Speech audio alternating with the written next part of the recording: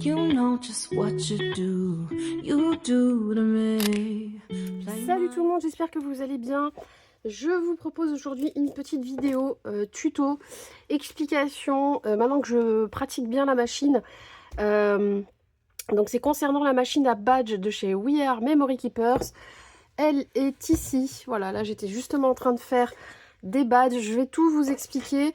J'avais dit il y a un petit moment déjà, quand je l'ai eu il y a un an je crois, ou deux, que je ferais une vidéo, je ne l'ai jamais faite. Et là, je suis en train de l'utiliser, je l'ai pas mal pratiqué, donc maintenant j'ai des petites astuces, etc. Parce qu'il y a beaucoup de filles qui ont du mal à faire la découpe, notamment, pas forcément à faire le badge, mais la découpe. Et à l'époque, je m'étais renseignée et j'avais regardé plusieurs vidéos, notamment d'américaines, hein, puisqu'elle était sortie là-bas, je crois, en premier, et qui expliquaient comment dompter la machine, on va dire. Donc voilà, je vous montre le packaging, c'est celui-là. Je vais remonter un petit peu mon téléphone, hop. Tac. Voilà, j'ai 3 lumières allumées, pourtant j'ai l'impression que ça fait sombre. Mais bon, voilà, je pense qu'il fait pas très beau, assez beau aujourd'hui. Voilà, donc là, on a la machine, on a différents supports, puisque avec celle-ci, c'est ce que je trouve de bien. On peut faire 3 tailles de badge, les 25 mm, les 37 mm et les 58 mm.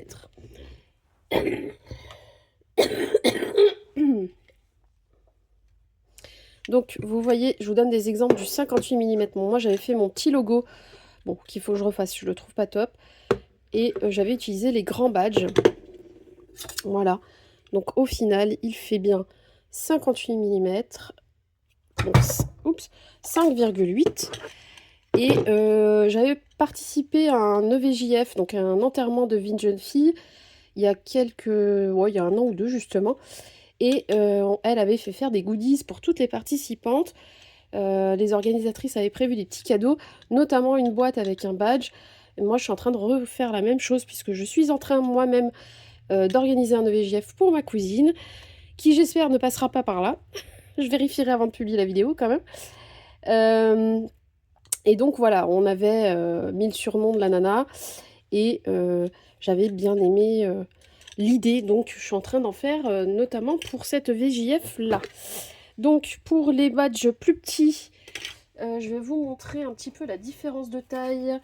J'en ai un à proximité, hop. Voilà, pour vous montrer la différence. Donc ça c'est les 58. Celui-ci c'est le 25 je crois. Attendez, j'ai un doute. Non, n'importe quoi, c'est le 37. Et le 25, je crois que je n'en ai pas. Là, j'ai mes petits essais. Est-ce que j'en ai un? Non, le plus petit, je l'ai jamais fait. Tiens, vous voyez, il y a des ratés comme ça. Donc, je vais vous en parler. Je les laisse là, justement. Donc, on a 3 tailles et tout ça avec la même machine, ce qui n'est pas le cas de toutes les machines. Donc, je trouvais ça intéressant. Après, We Are Memory Keeper, on sait que c'est plutôt qualitatif, généralement en tout cas, et que voilà, c'est un peu les précurseurs dans le monde du scrap pour tout ce qui est punchboard, machine, etc. Donc, c'est pas que c'est une valeur sûre, hein, je dis pas ça, mais on part quand même sur une base de confiance. Alors, qu'est-ce qu'il faut que je vous dise d'autre sur la machine? Donc, elle s'appelle Button Press. Voilà, et donc créateur de boutons, ils appellent ça des boutons.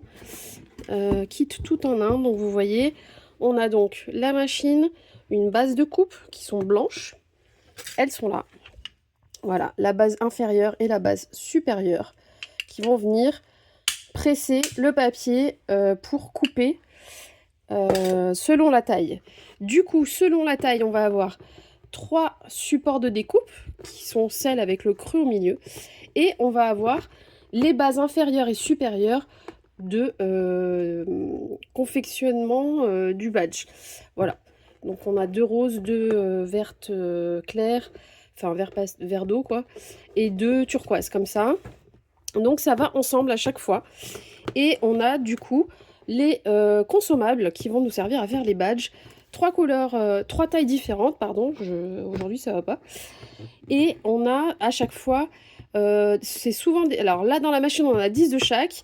Ensuite vous avez des kits que vous pouvez acheter de la marque ou non d'ailleurs. Je ne sais pas pour celles qui l'ont, est-ce que vous avez tenté des choses en dehors de la marque? Moi je me suis prise du coup pour faire ces badges là, parce qu'il m'en restait plus que 4 de cette taille là, donc j'en avais pas assez. On va être 13 filles, donc j'ai racheté un kit tout simplement, hein, qui était en promo, je sais plus sur quel site, je crois que c'était soit sur Kimidori, je crois que c'était Kimidori. Il y en a aussi sur Craftelier, il y en a sur Au Naïf, tous les sites espagnols il y en a. Et les sites français ça dépend. Zut. La fourmi créative, il me semble, en a aussi. Donc là, c'est un kit. Donc là, c'est un kit de 18, voilà. Donc, il y en a quand même pas mal. Et il y a à chaque fois la coque inférieure, à laquelle on peut enlever la petite attache, on n'est pas obligé de la garder. On a la coque supérieure qui va accueillir le papier. Et on a, si on veut, on peut le mettre ou pas, le petit film pour que ça fasse un aspect brillant. Donc ça, c'est, quelle que soit la taille, c'est souvent comme ça que se composent les kits. Donc sur ceux que je vous ai montrés, vous voyez, vous avez la coque brillante. Mais si vous voulez scraper le bouton après, par exemple, j'ai fait celui-là, j'ai mis du papier action. Ça a plutôt bien marché. Voilà, là j'avais laissé la petite accroche. Donc je vais pouvoir venir ajouter des éléments, coller des choses. Bon après, même sur celle qui est plastifiée, ça le fait aussi, mais j'ai eu pas mal de ratés selon le papier.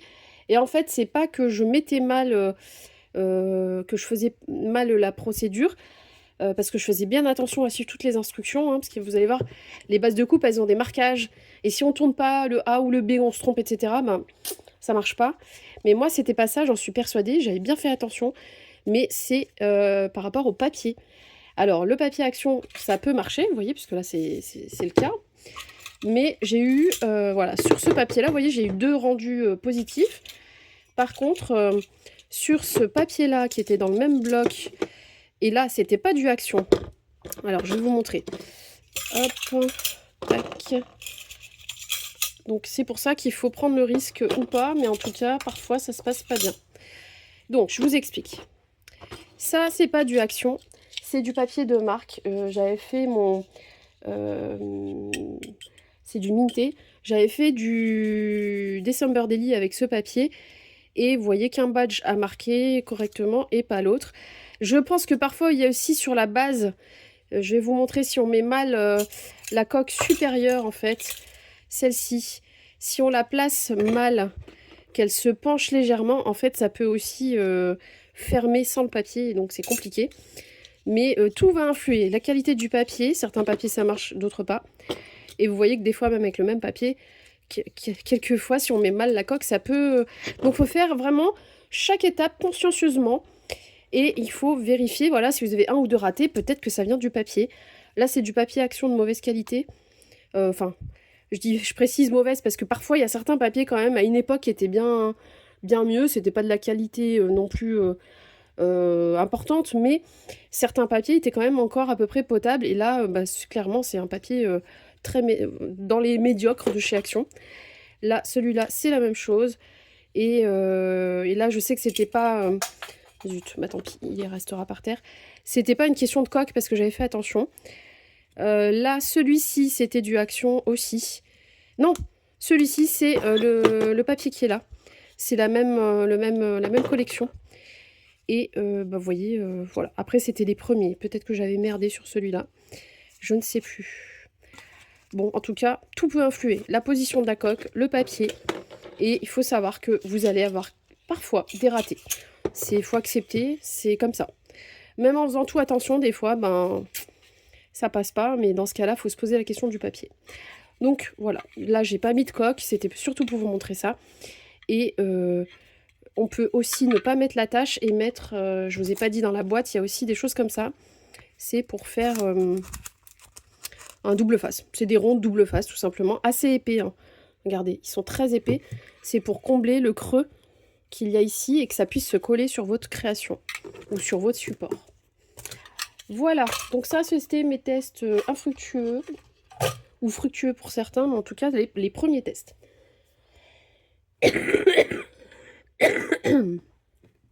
Donc, j'enlève la boîte, je vous ai à peu près tout dit, je vais vous montrer comment on procède. Pour celles qui n'osent pas l'acheter ou qui ou qui l'ont mais qui ont des problèmes. Je vais vous montrer comment moi je fais. Hop, ça, je l'ai ramassé. Donc on y va. Là, j'en ai fait un premier ici. Comment j'ai fait l'image? Alors peut-être que j'implémenterai ici dans la vidéo. J'enregistrerai mon PC pour vous montrer un peu comment j'ai procédé. Parce qu'en gros, quand j'imprime, là je les ai découpés déjà. Quand j'imprime, j'ai fait des ronds comme ça. Alors je vous explique. En gros, c'est la forme ronde qui incorpore l'image. Il y a des ronds différents. Il y a un rond qui vous propose d'ajouter l'image. Donc le premier, le blanc, c'est le rond avec l'image. J'ai pris mon design que j'ai pris gratuit hein, sur Canva. J'ai juste changé le texte. Et une fois que j'ai eu mon design, je l'ai enregistré. Et je l'ai proposé dans ce rond-là qui propose de mettre n'importe quelle photo. Qui accepte n'importe quelle photo. Une fois que vous avez ce rond-là avec la photographie, donc mon fichier en fin de compte, ensuite je ne peux pas découper à ce niveau-là. Parce que ça, c'est vraiment la taille que va faire mon badge. Donc, comment j'ai fait? Déjà, j'ai dimensionné la taille de ce rond au final à peu près à 5,8 puisque c'est le rendu qui est là. Voilà. Parce que je voulais pas que mon image dépasse, sorte du rond. Et ensuite, pour pouvoir découper et avoir la marge, vous savez, parce que si c'était tout blanc à l'extérieur, donc déjà, je ne verrais pas la différence avec la feuille blanche A4, le fond et le design. Et donc, je n'aurais que pour repère le design en lui-même pour pouvoir faire la découpe. Et donc, placer son cercle quand tout est blanc, c'est compliqué. Il y en a qui auraient été comme ça, il y en a qui auraient été comme ça, etc. Donc, j'ai mis derrière en arrière-plan, j'ai défini que c'était l'arrière-plan, un autre cercle plus basique qui, lui, ne contient aucune image. Un cercle, tout simplement, que j'ai colorisé en beige pour pouvoir m'y retrouver. Je me suis dit, je le mets beige parce que ça va bien avec le reste, au cas où on le voit déborder ici sur le côté, d'ailleurs là on le voit, et ben ça ne choque pas et c'est plutôt joli. Donc je voulais pas une couleur bleue par exemple ou des choses comme ça serait pas allé. Et donc j'ai fait un cercle de 7 cm puisque je savais que la coupe, pour la taille de ce badge, la coupe en elle-même de papier, qui est plus grande, est de 7 cm. Voilà, tout simplement. Si je peux, je vous l'implémente ici, je vous montre un peu sur mon Canva, je suis pas sûre que je vais y arriver. Je sais que c'est pas bien compliqué, mais en fonction du temps que je vais avoir, j'essaye de vous le mettre là, avec une voix off. Donc c'est parti, je vous montre sur mon compte Canva comment je procède. Donc là, vous ouvrez un document. Là, j'avais déjà un document ouvert, donc c'est juste une page A4. Vous allez dans les éléments à gauche et vous avez plusieurs... vous pouvez tout voir, il y en a beaucoup plus, hein, mais moi j'ai besoin que de ces deux cercles. Le cercle noir qui est basique et le cercle avec le nuage. En fait, c'est un cercle où on peut insérer une photo. Donc je clique sur les deux, ce qui me les amène sur mon document. Je les décale un petit peu et je vais les redimensionner plus petits pour que vous puissiez voir tout ce que je fais. Donc le cercle noir, il est apparu beige parce que c'est la dernière couleur que j'ai utilisée sur cette forme-là. Et si vous allez en haut, dans couleurs, vous pouvez voir que il y a plusieurs couleurs proposées.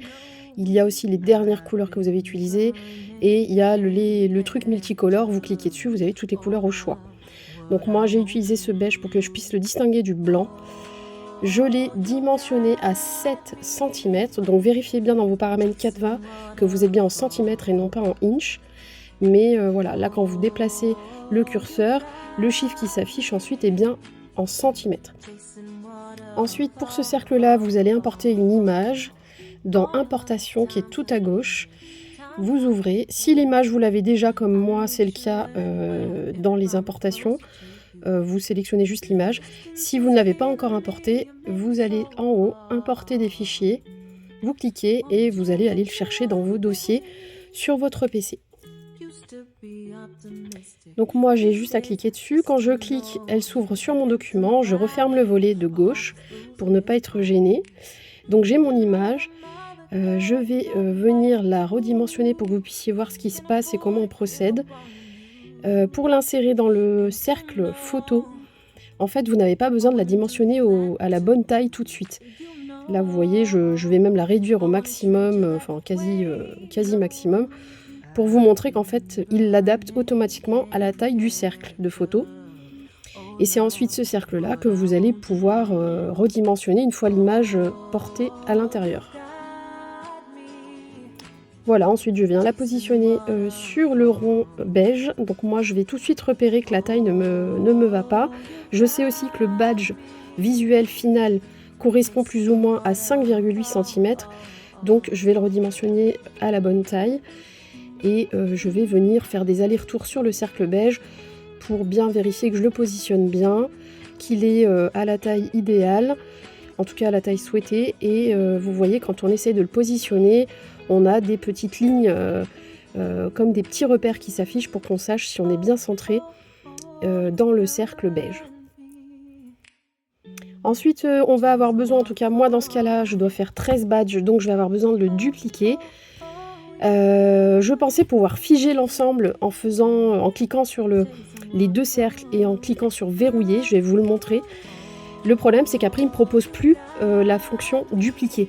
Donc j'ai dû redissocier les deux cercles, donc enlever le petit canevas, ce qui s'appelle déverrouiller, et j'ai dû dupliquer d'abord le cercle beige, puis le cercle avec la photo, dans le nombre de fois que j'avais besoin.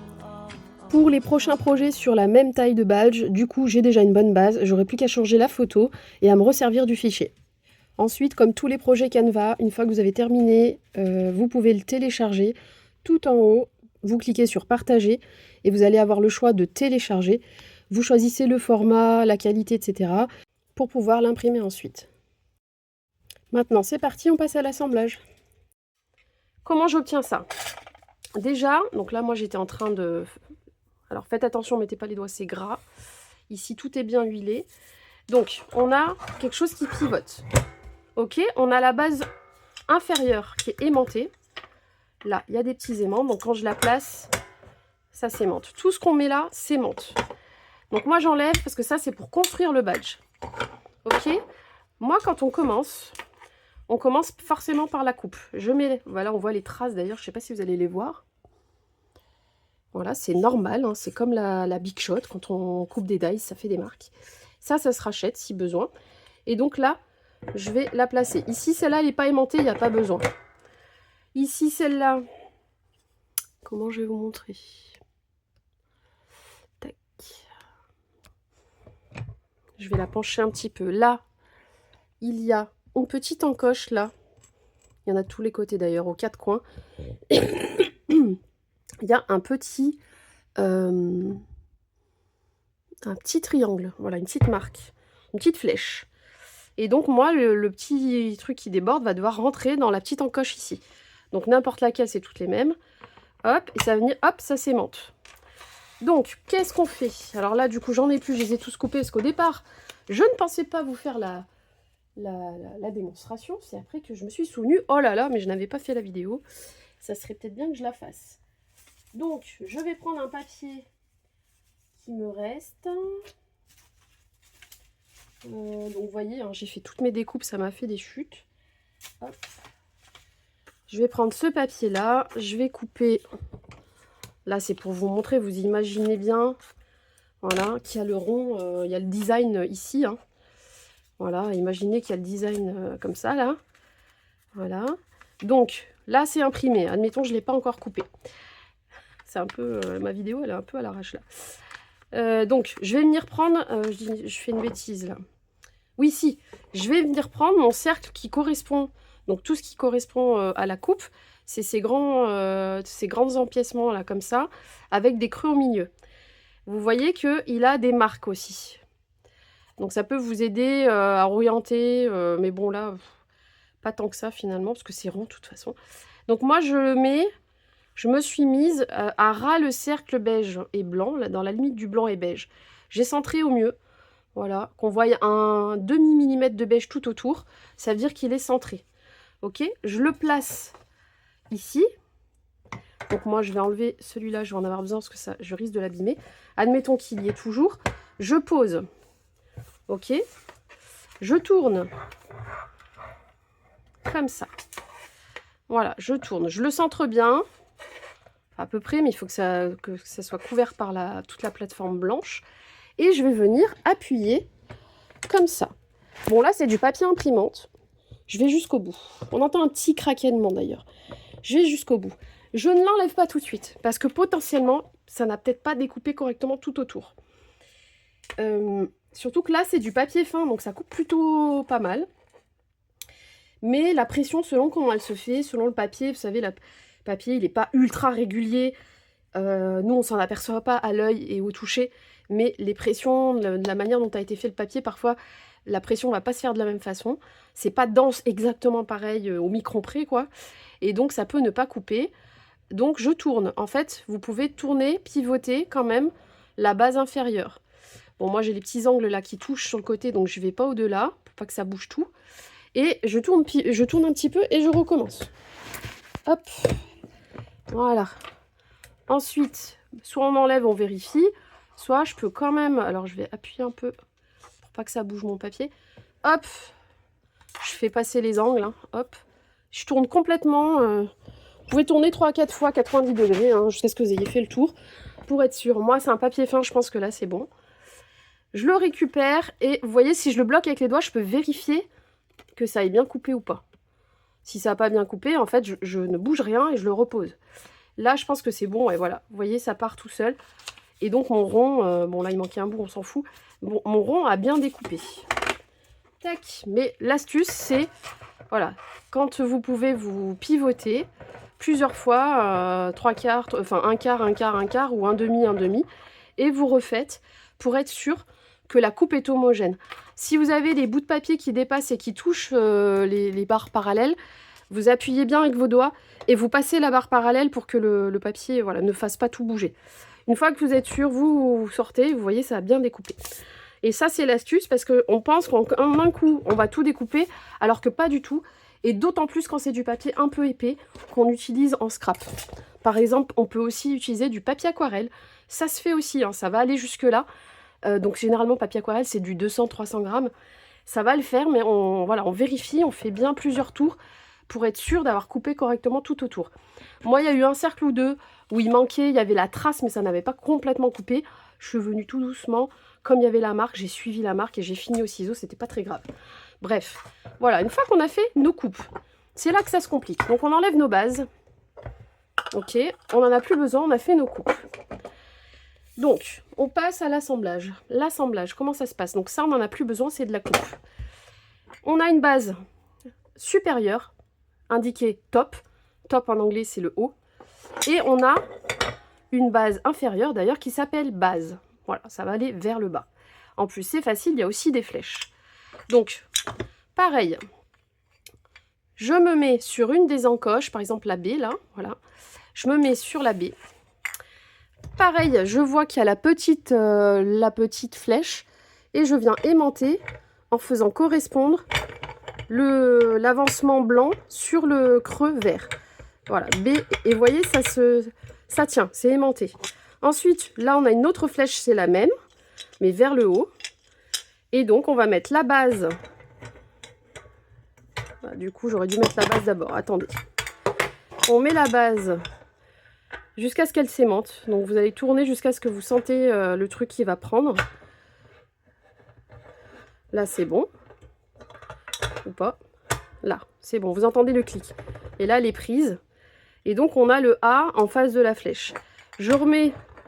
Là, j'arrive à passer un peu mieux la B. Elle est aimantée. Ok? Donc là, il y a un petit creux entre les deux. Et la B ne tombe pas sur la top ne tombe pas sur la base. Elle est aimantée. Je repose ma machine. Hop. Donc, il faudrait quand même que j'arrive à vous filmer de plus bas. Voilà, comme ça. Est-ce que j'arrive à pencher? Je suis au max. Hop. J'ai mal mis mon truc. Attendez, je m'épose. Voilà, là je suis au max de ce que je peux pencher. Ah non. Est-ce que là, je vais mettre une autre lumière, vous verrez mieux. Quoique. Ouais, vous verrez un petit peu mieux. Alors, c'est pas évident. Peut-être si je penche après, vous verrez les lettres. Désolée. Voilà, là vous voyez BA. Donc moi je vais me mettre sur les A. A vers le haut avec le marquage, A vers le bas avec le marquage, ok? Là, on est bon. Donc, je vais me décaler à gauche. Une fois qu'on est dans le AA, qu'on est bien positionné, on sort la base. Ok? Et là, on retrouve les mêmes lettres. On est bien sur le AA. En fait, c'est pareil des deux côtés. Je prends, j'avais tout préparé, je prends ce que je vais avoir besoin. Le petit film, parce que moi, je veux le mettre, on n'est pas obligé. Ici, le dessus du badge, le dessous. Si vous ne voulez pas vous enlever tout de suite la petite épingle, moi, je vais avoir besoin de l'épingle. Donc, je la garde. Tac. Donc, et je crois qu'il y a autre chose qu'on peut mettre à la place de l'épingle. Je crois qu'il y a des choses qui s'achètent à côté. L'aimant, voilà, c'est l'aimant. Après, honnêtement, vous collez à la colle chaude un autre aimant qui soit bien épais pour absorber la hauteur. Hein. Un peu comme ces trucs-là que je vous ai montré, les mousses 3D, mais en aimant, et ça le fait aussi. Hein, pour mettre sur le frigo ou je ne sais quoi. Donc, on prend d'abord le dessus du badge. Il faut faire gaffe qu'il ne soit pas abîmé. Voilà, c'est pour ça que conservez bien vos consommables sans les serrer dans un placard et tout ça, parce qu'il ne faut absolument pas que ça déforme les pièces. Ok, sinon ça ne marchera pas. Donc, je le pose dans ma base. Voilà, et c'est ça, quand je vous dis que selon comment elle est, si elle n'est pas bien homogène à plat partout, ça peut foirer. Voilà. Donc, ici, on a deux petites marques. C'est le sens de lecture. S'il n'y a pas de texte, on s'en fout. S'il y a une orientation de bonhomme dans un sens, dans l'autre, c'est important parce que quand on va fixer ça, selon comment on va tourner l'un et l'autre, si votre bonhomme, une fois que vous le mettez sur le vêtement, il se retrouve comme ça, c'est pas beau. Ou l'écriture qui se retrouve de travers, voilà. Donc, il faut quand même en tenir compte. Sauf quand votre design, où il n'y a pas d'écriture, ou alors votre bonhomme est... si c'est une rosace, par exemple, on s'en fout. Quel que soit le sens de la rosace, elle est jolie. Il faut faire attention à ce que vous avez comme après comme élément sur votre badge. Donc moi, j'ai deux marques là qui vont me servir. Parce que j'ai du texte, notamment, et qui a un sens. Donc, je prends ma découpe. Vous voyez là, même, il y a un petit peu de blanc, mais c'est pas très grave. Il y a une marge beige quand même qui est suffisante. Je vérifie, voilà, que ce soit bien à plat, au maximum. Mon texte, je vais l'orienter par rapport aux deux petites marques. Voilà, bien la mettre mettre le texte à l'horizontale en correspondance avec les deux petites marques. Tac. Ça m'indique une ligne en fait de lecture. Donc là, je vais un petit peu le décaler. Je recommence. J'ai bougé mon badge. Hop. Je vais me mettre comme ça. Là, ça me paraît bien. Là. Non, pas bien en fait.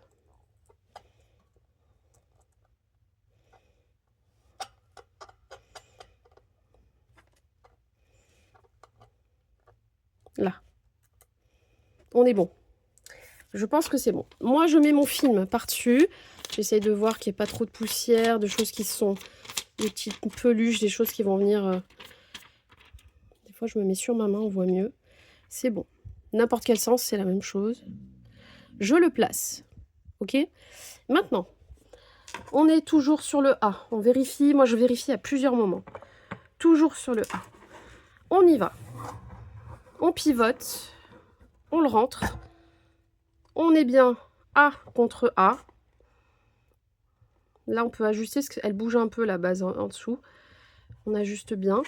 Et on va venir... J'espère que je ne vais pas toucher le téléphone qui est devant moi. Et on va venir appuyer jusqu'où on peut. On peut s'aider du bras, on met le coude, on met ce que vous voulez. Hop. Là, je suis au max. Je lâche. Clac. Normalement, on ne doit pas forcer. Hein. J'ouvre. Elle a disparu. Vous voyez, le truc, il est monté là-haut. C'est ce qu'on veut. Maintenant, on va mettre ça et on se place sur le B en bas, le B en haut. Voilà. B, B. B et B. Ok? Hop. Donc, moi, j'ai dit que je gardais l'épingle. On essaye de la mettre droite. Hein. Si elle est comme ça ne le fait pas. Donc, on la met bien à plat. Ici, il faut bien que ça soit plat. Que ça ne gêne pas. Et donc, je vais venir la mettre. Pareil. Là, du coup, les marques sont décalées parce que je suis sur le B, j'ai tourné. Mais il y a toujours les marques. Je tiens compte des marques. Je mets ce qui s'attache vers le bas. Et là, c'est l'intérieur du badge qu'on ne verra plus, du coup. hop, et je mets l'épingle dans le sens de lecture. Voilà, pour garder toujours après le même sens par rapport à l'image qui est déjà coincée sur la face supérieure. Donc, une fois qu'on a fait ça, on est bien sur le B. On est bien sur le B ici. On pivote. Tac. B, B. Non, je répète, hein, parce que je vous jure que les premières fois quand on le fait, on s'embrouille. On oublie qu'on a tourné le haut mais pas le bas, etc. Et en fait, le fait de checker à toutes les étapes, on est sûr de nous. Donc on sait que c'est pas ça si ça merde. Du coup, ce qui va nous permettre d'analyser le truc et de savoir si c'était la capsule qui était un peu pivotante. Là, non, on le sait. Donc si ça merde plusieurs fois, enfin une ou deux fois, et que rien n'était en cause, c'est que c'est le papier. Bon, moi, le papier imprimante, il y a peu de risques. Donc on y va et on appuie. Et je ne force pas comme une malade. Je vais jusqu'où je peux. Et je remonte. Voilà. Et là, on prie pour que ce soit bon. Et c'est fait. Voilà. Hop, moi je l'enlève. Voilà. C'est plus facile à enlever. Et je la replace. Et voilà le badge. Vous voyez? On est bon. Je vais pousser ça. Regardez. Comme le premier. Tout à l'identique. Voilà. Et moi j'en ai 13 à faire du coup. Je vais en faire un de plus au cas où on en perd un. De toute façon, j'ai réussi à caser sur les 2 à 4. J'ai réussi à caser 7 ronds comme ça. 7 images. Donc, maintenant que c'est imprimé, et ben voilà. Je vais les faire les 14 comme ça. Au cas où une le perd ou le casse ou quoi que ce soit. Et ben le 14e, après, je peux toujours le garder si je me fais un album. Je peux quand même déchiqueter ça et réussir à l'enlever. Vous voyez, par exemple, après avec la pince, je viens, là il y a un tourbillon là, je viens desserrer tout ce tourbillon et si je tire ça va venir à mon avis. Et je le mettrai sur un petit album, pourquoi pas. Ou alors on met plein de mousse 3D là, jusqu'à ce que l'épingle, on essaye d'appuyer sur l'épingle pour la déformer, la coucher un peu plus. On met du mousse 3D et on va pouvoir le mettre sur un album, pourquoi pas. Ça n'empêchera pas, je pense, j'ai jamais testé mais à mon avis, voilà, soit on peut couper à la pince coupante aussi l'épingle, hein. Ce sera pas gênant, ouais, je pense que je ferai ça. Et donc voilà, le 14e me servira quoi qu'il arrive, surtout si personne n'en a besoin et ne le perd pas. Et ben voilà, je vous ai fait mon petit tuto de badge. Ensuite, tout re-rentre dans le carton. Il y a juste la poignée quand on va fermer le... Quand on va... Voilà, on va fermer le carton. Il y a juste la poignée qui va venir... vous voyez, mais j'appuie à un doigt, hein, c'est pas dur, il y a le ressort, mais... En fait, c'est pas dur d'appuyer. Hein. Là, hop, en vrai, il faut pas forcer, quoi. Et ils le disent, d'ailleurs, la marque, normalement, vous ne devez pas forcer. Vous n'avez pas à forcer. Moi, les premières fois où ça marchait pas, je me suis dit, mince, j'ai pas assez appuyé fort. Du coup, le papier s'est pas implanté dans le dessus. Et j'ai un problème, j'ai pas dû aller jusqu'au bout. Et du coup, je me levais, j'appuyais. En fait, il n'y a pas besoin. Là, je le fais pour pas me rater parce que je suis en vidéo. Mais tout à l'heure, je l'ai fait assise, en fait. Donc, normalement, le but, c'est pas de forcer.